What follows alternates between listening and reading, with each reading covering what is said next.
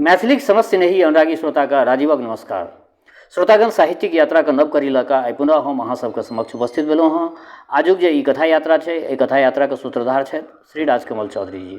श्री राजकमल चौधरी जी के रचना अहाँ सबके समक्ष अखन हम निरंतर राखि रहल छी। हिनकर रचना संसार जे छै से बहुत विशाल छै, तऽ प्रयास करै छी जे सब रचना अहाँ सबके समक्ष हम राखी।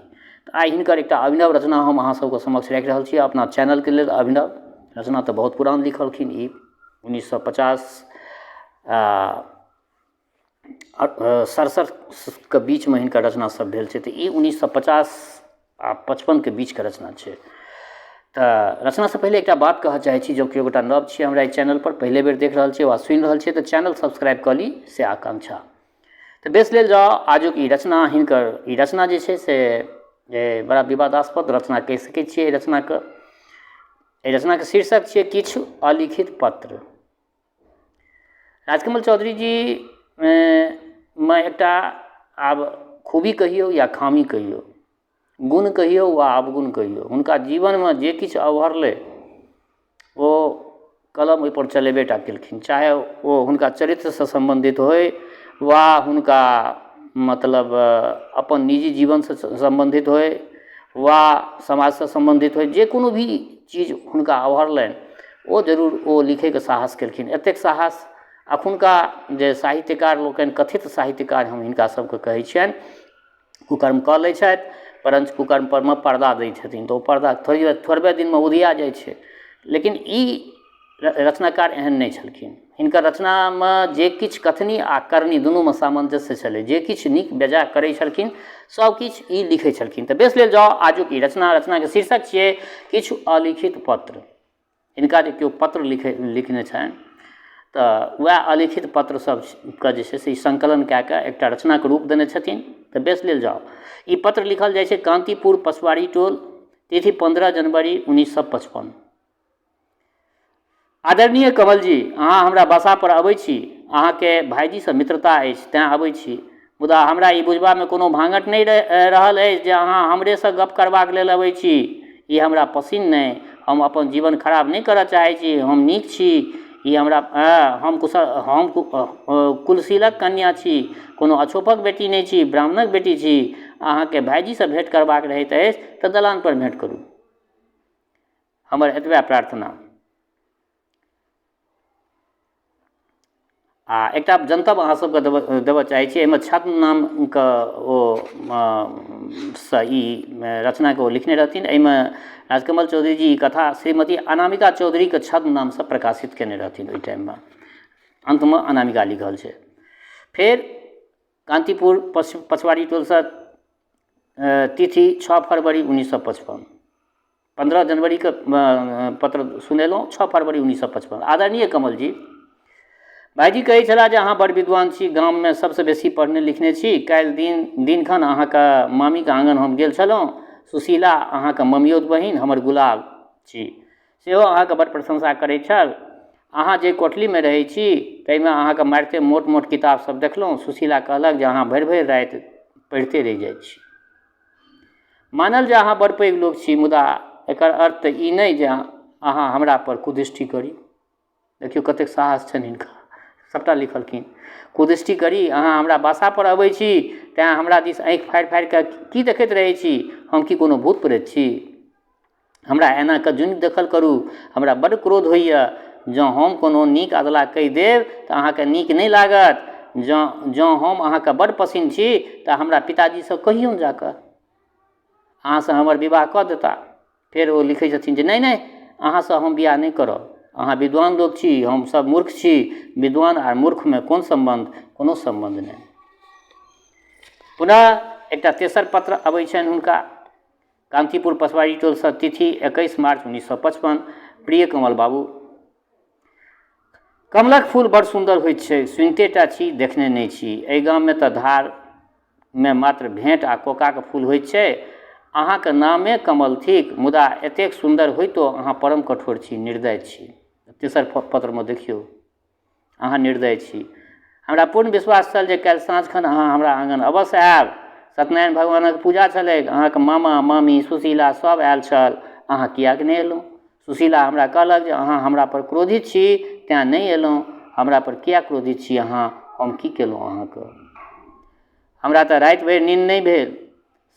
सदैव काल अहीं पर ध्यान चलि जाइत अछि। जखनसँ सुनने छी जे 2-4 दिनमे कान्तिपुरसँ अहाँ चलि जायब तखनसँ हम बताइ जकाँ भऽ गेल छी। अहाँके हमर शपथ थी अहाँ एक बेर अखन अहाँ कान्तिपुरसँ नहीं जाओ, किछु दिन आर रहू। तेसर पत्रमे अनामिका ई सब चीज लिखलखिन हँ। चारिम पत्र कान्तिपुर पसवाड़ी टोलसँ 25 मार्चके लिखलखिन हँ। 21 मार्चके लिखल गेलै, फेर 25 मार्चके एकटा पत्र लिखलखिन हँ। परम प्रिय कमल बाबू, अहाँके हमर गीत नीक लागल, ई हमरा लेल बड़ प्रसन्नतादायक विषय थिक। सुशीला कहै छथि जे अहाँ हमर गावल सबटा गीत सुनलहुँ। हमरा की गीत गाबऽ आबैत यऽ? हमरा की गीत गाबऽ आबैत यऽ? ओ तऽ बच्चू सुशीलाके छोट भाइके उपनयन छलै तेँ हमहूँ गेलहुँ, मुदा सत पूछी तऽ हम अहीँके सुनाबै लेल सबटा गीत गेलहुँ। विद्यापति गीतसँ अहाँके बेसी स्नेह अछि तेँ तिरहुते सब गेलहुँ, अहीँके लेल गेलहुँ। अहाँ कलकत्ता किया जाइ छी? हमरो सङ्गे नेने चलू कमल जी, नहीं तऽ हम नहीं बचब, हमरा लऽ चलू। इहो अनामिकाके नामसँ आयल छलै पत्र। तकर बाद फेर कान्तिपुर पसवाड़ी टोलसँ तिथि 2 अप्रैल 1955 के लिखै छथिन। प्राणेश्वर, आप देखियौ कमल जी सब प्राणेश्वर परमे आबि गेलखिन। प्राणेश्वर, हमर आँखिक नोर अहाँके कतबो रोकलक मुदा अहाँ चलिए गेलिए। अहीं कहू जे आब हम कोन आसरा पर जीवी? भाईजी सेहो पटना चल गेला, एहिठाम हम छी, बाबूजी छथि आ एतेटा बासा छथि। कखनो सुशीलाके आँगन जाइत छी, कखनो अपने आँगनमे बैसल कनैत रहै छी। मैथिल कन्या के तऽ इएह कर्म लिखल रहै छै। हमर दुःखे सुनत के बुझत? माय मरिए गेल, बाबूजी सदिखन खेते पथारमे रहै छथि।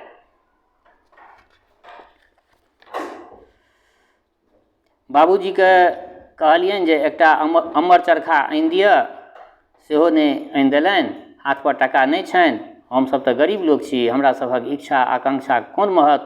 एकटा स्वप्न देखने छलहुँ जे अहीँसँ बियाह करब, एकटा अपन घर हैत, परिवार हैत, संसार हैत। स्वप्न देखने छलहुँ जे पटनामे, कलकत्तामे जतऽ अहाँ रहब हमहूँ रहब। अहाँ भरि दिनक थाकल ठेहियाल आयब तऽ पैर धो देब, जलखै बना देब, पैर जैंत देब। जे सेवा हैत सब करब, सएह करब। अहीँके पढ़ब लिखब, अहीँके विद्यापतिक पद आ तिरहुता आ कजरी आ बटगवनी आ बारहमासा सुनायब। अहीँके अपन देवता बुझब आ अहीँके पूजा करब। तकर बाद जे पत्राचार भऽ रहल छै ओ नया टोला पटना, तिथि 11 जुलाई 1955।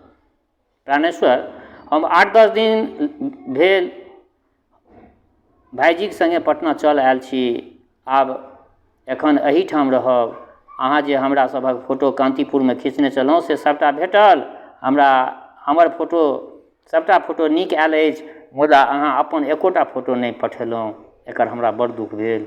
भाईजी कहलनि जे अहाँ बद्रीनारायण केदारनाथ गेल छी, अहाँ तऽ वेद पुराण नहीं मानैत छलहुँ। तखन एतेक धार्मिक कहियासँ भऽ गेलहुँ? हमरा लगैए जेना अहूँके हृदयमे कोनो दुख अछि, लगैए जेना अहूँके हमरासँ स्नेह भऽ गेल अछि।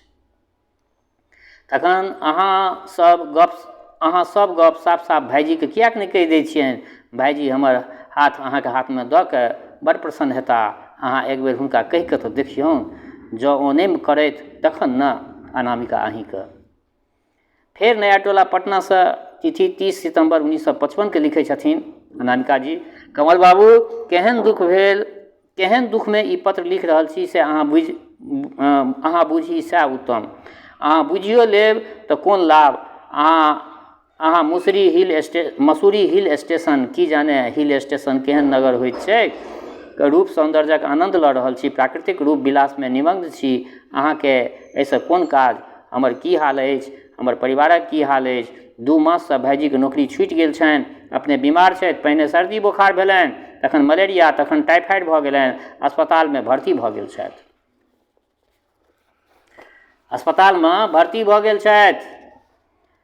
गाममे बाबूजी सेहो एला अछि। भरि दिन हम दुनू बाप बेटी अस्पताल ओगरने रहै छी। हमरा सभक दरिद्रता देख कऽ अस्पतालक डोमो मेहतर सब हँसी ठट्ठा करैत अछि।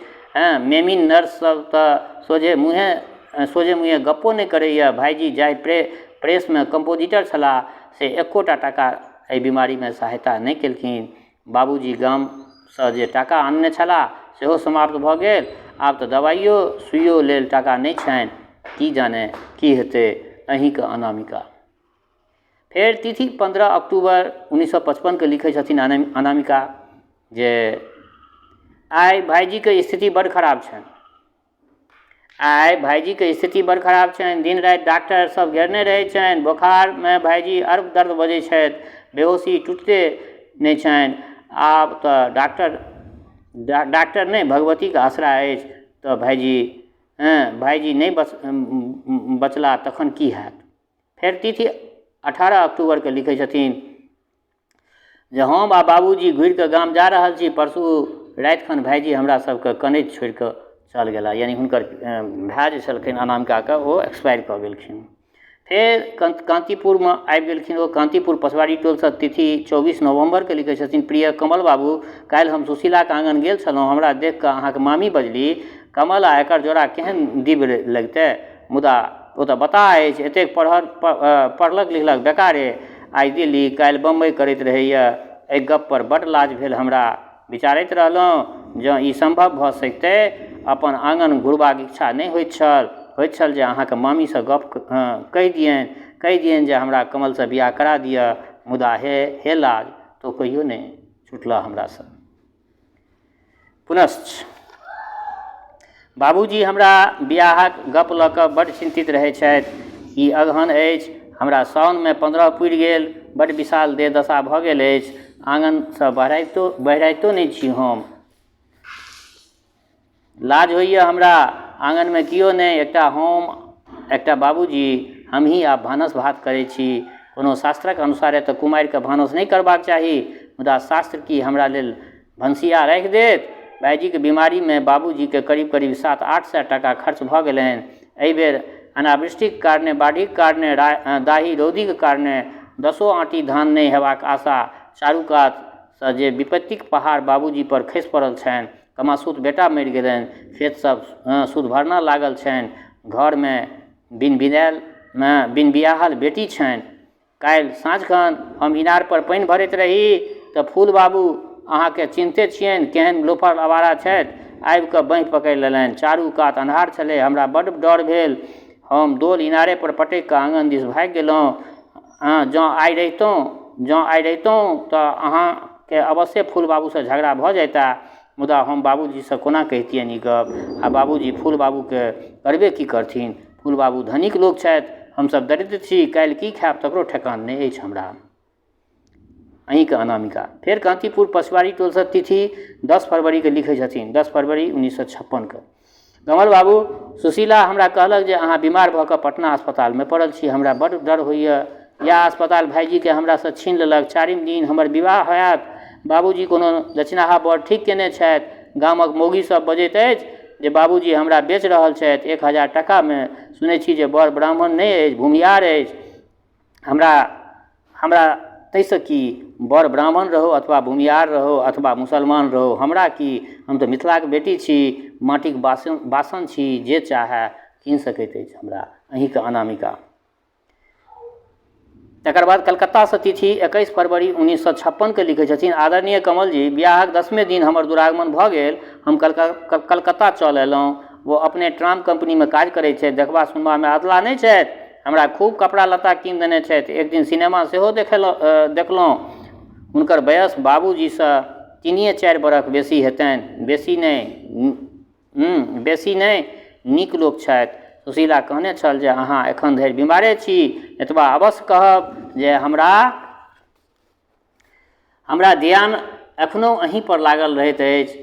हम अहाँके बिसरि नहि सकब। स्त्री एक बेर जकरासँ स्नेह करैत छै तकरा भरि जीवन बिसरि नहि सकैत अछि।